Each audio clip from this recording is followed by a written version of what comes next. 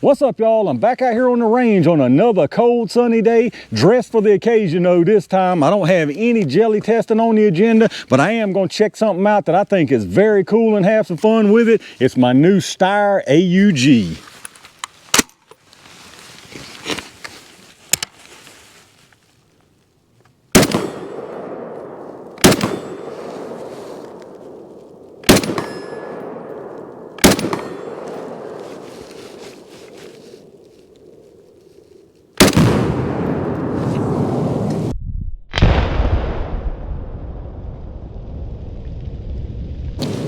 Gotta love starting things out with a bang.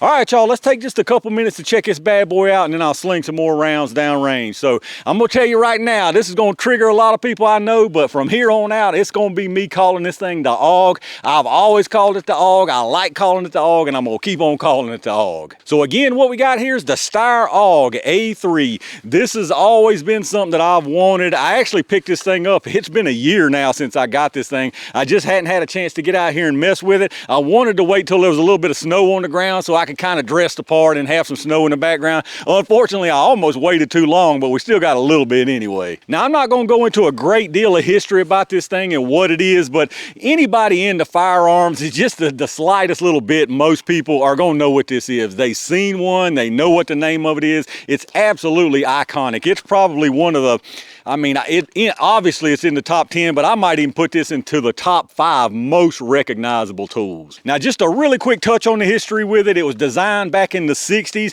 It was actually adopted by the Austrian military in 77. Now, it's gone through several different iterations, a couple different names.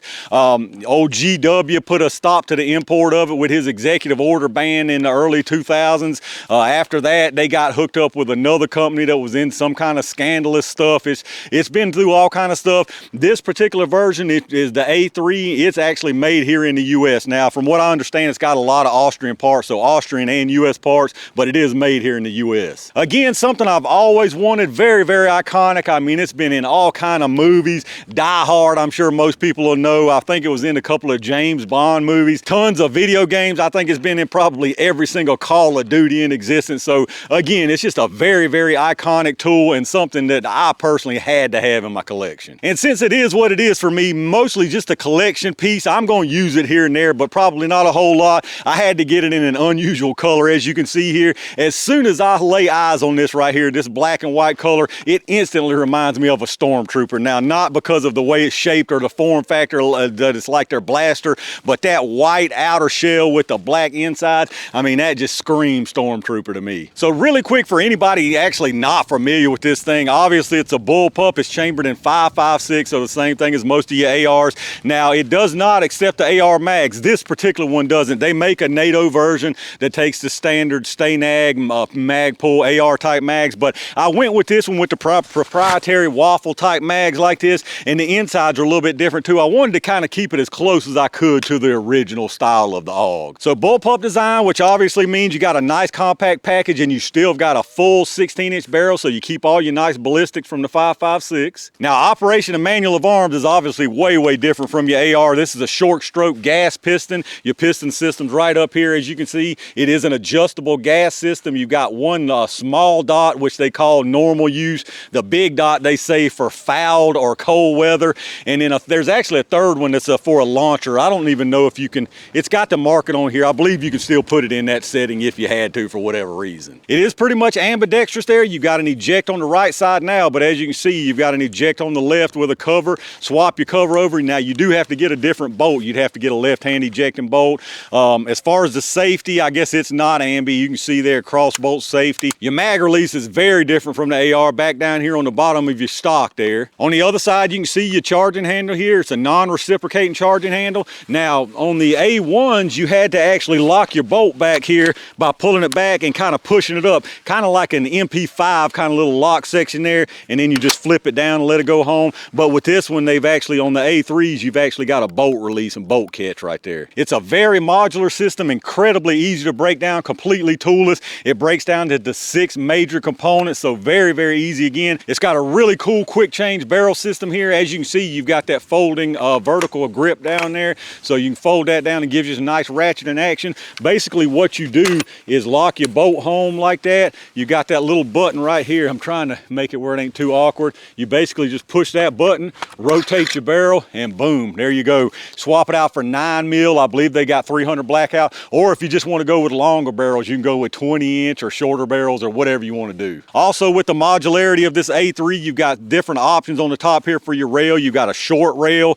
you've got this long full rail, or you can get it with the old original style looking optic, but it does have some pick rail on the new optics that they're making now. You've got a couple of sling attachment points, one there on the stock, and then you've got a QD socket there on the front, and then also a little angle piece of pick rail there on the side. And I think the last thing to mention on this is always the worst part of a bullpup. I don't care what nobody says. I heard somebody the other day say, oh, bullpup triggers really ain't bad. Let me tell you something, bullpup triggers are bad compared to other stuff. So this one right here, it's a bullpup trigger. Again, it's a long, just like really springy, pressure all the way kind of pull. Now, what I will say about this one is it's got a nice short reset, and it's really smooth, and it's got a really even pressure all the way. So it's not really herky-jerky like some of them that I felt where you can tell like the rod's just kind of jerking along as it goes or whatever. This one is fairly smooth for a bullpup trigger. That being said, it's definitely not as nice as my Tavor X95 trigger. So the only thing I've done to this so far, as you can see, I put an optic on it. I actually went and splurged with this thing. I put a Trijicon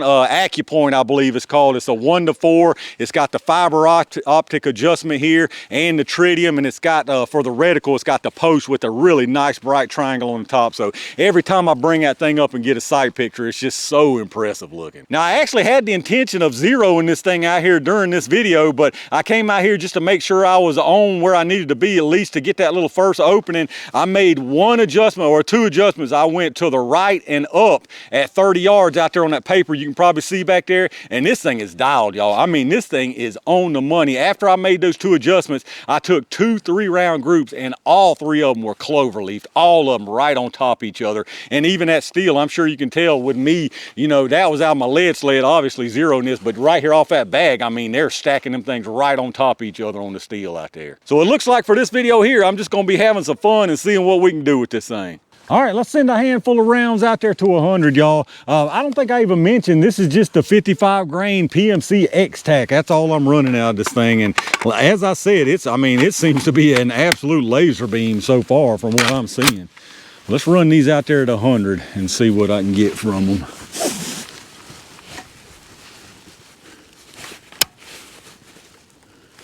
Do the side ones first, and then I'll hit that middle one. I got something spicy on the middle one.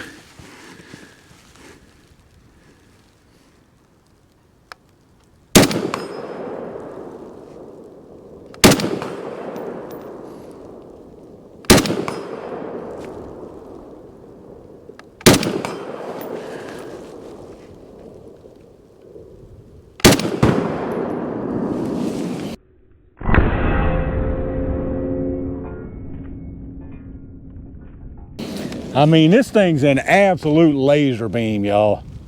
All right, let's pop us a few bottles back up close here. I got 3 of them set up. I got 3 different rounds here. Now, I don't even know if I mentioned, I talked about the proprietary waffle mags. As y'all can see, this ain't that. This is PMag actually, or Magpul actually makes some PMags for it too, just for this proprietary action style here. So I've got 3 different rounds loaded up. The first one is a just one of those X-Tac 556 FMJs. The second one is a 55 grain Federal Champion soft point. And then the third one is the Saber Blade black tip 55 grain. So pretty interesting sometimes, these little comparisons between the bottles to see what they do. The problem with 556 a lot of times is it's moving so doggone fast it zips right through it. So let's see what this one does. We'll go from left to right. Zipped on through. That was a good one. And that one was even better. That Saber Blade demolished it.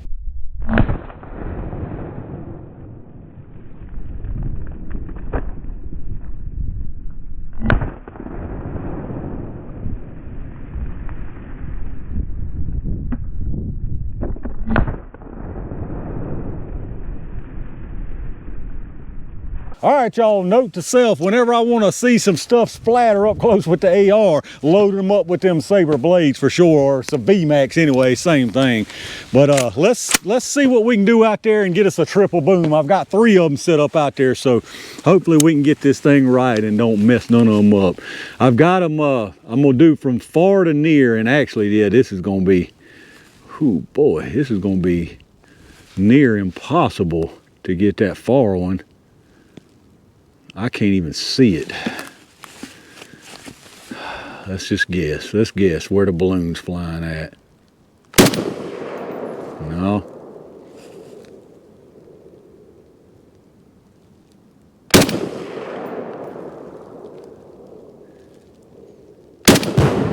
There's one.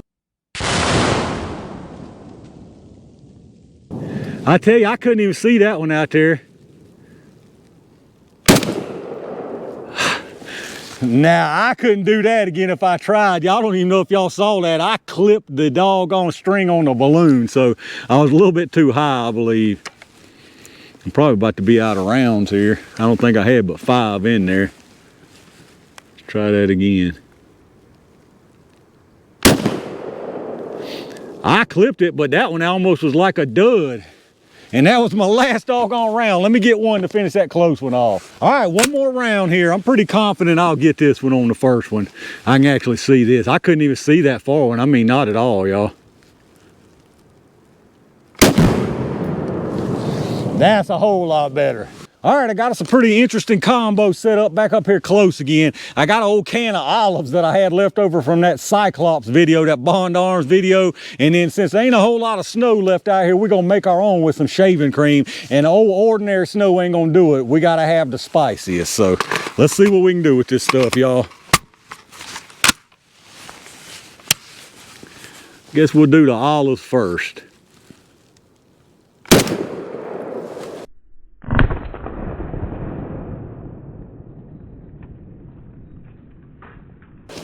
Good grief, I mean, it absolutely disintegrated that stuff. This is those Saber blades again. Let me go set the snow back up. All right, let's try that again, see if we can take out this snow here.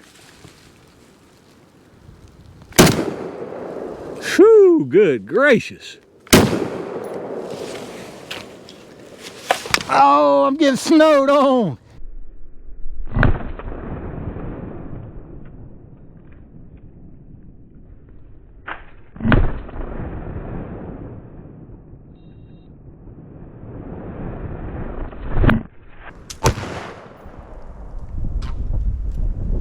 All right, y'all, I wanted to make a little snow, but I didn't expect a blizzard of shaving cream to come at me. That stuff went everywhere. It covered me up. The AUG got all back behind me, probably 20 yards. I had the hatch on my Durango open. It's all inside and everything. A hot mess.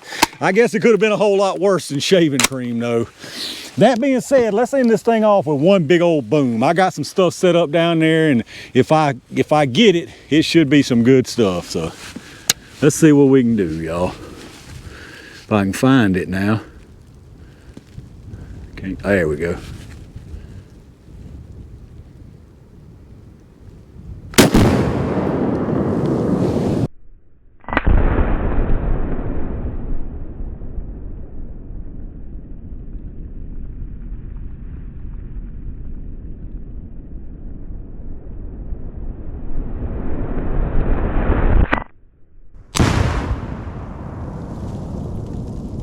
Now that's as good an ending as I could have asked for right there.